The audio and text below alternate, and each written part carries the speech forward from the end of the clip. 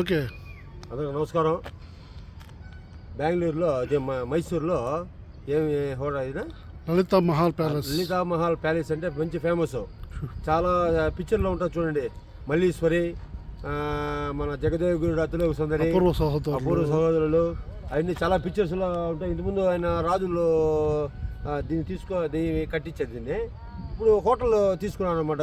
Hotel తీసుకుని నడిపిస్తున్నారు. లోపలికి ఎంట్రన్స్ వచ్చి 100 రూపీస్. మా కాఫీ, 2 బిస్కెట్స్ ఏదో కూడా ఇస్తారంట. చాలా పిక్చర్స్లో చూసుంటారు. ఎప్పటి నుంచో ఆశ, ఒక చిన్న కోరిక ఉన్నది చూడాలనేసి. ఈరోజు ఆ కోరిక నెరవేర్చుకున్నాం మా చిన్నతో వచ్చి. మీకు ఒకసారి నేను చెప్తాను, చూపిస్తాను చూడండి. ఇదో